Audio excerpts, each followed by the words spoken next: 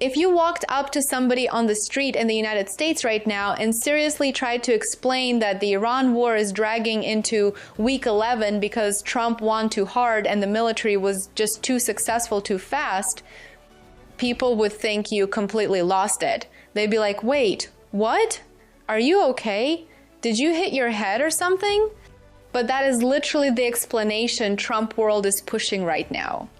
Sebastian Gorka actually went on TV and basically said the reason this thing keeps going is because the United States and Israel were just so unbelievably effective that Iran's leadership got wiped out so badly, there's nobody left to officially surrender. I'm not joking. That's the argument.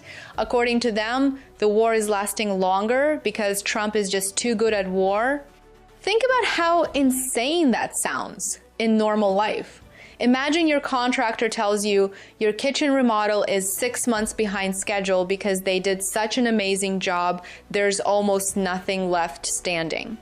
Or imagine a football coach losing by 30 points saying, actually, we're dominating so hard that the scoreboard can't even measure our success.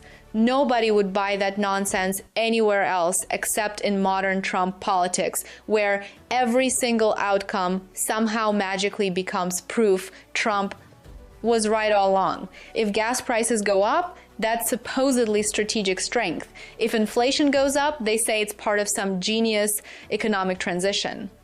If a war lasts way longer than promised, that means we were too effective. It's like reality itself no longer matters. Everything has to be twisted into a victory speech, no matter how bad things look. And this is where it starts getting dangerous politically, because Americans have seen this movie before. We were told this Iran situation would be quick, controlled, clean, maybe 3 or 4 weeks tops. Remember that? Just a little operation, barely noticeable, over before anybody even had time to worry about it. Now here we are in week 11, and Trump has already declared victory like 7 different times.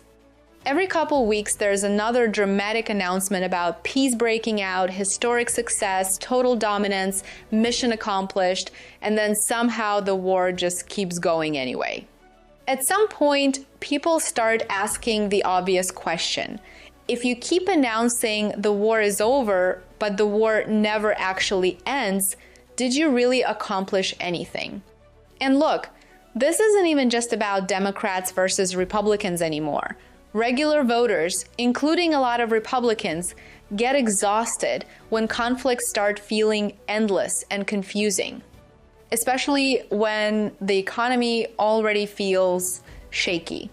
Prices are still high, oil markets are unstable, people are nervous about where the country is heading, and now the administration's explanation is basically, relax, the war is only continuing because we're crushing it too hard.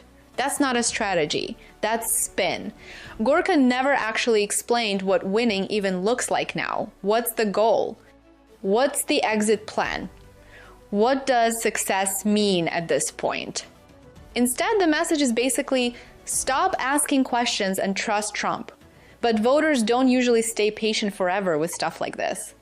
A lot of people may not suddenly switch sides politically, but they absolutely can tune out, stay home, and stop buying the sales pitch altogether. Because eventually people notice when the explanation for every problem somehow becomes, actually, this disaster proves how successful we are.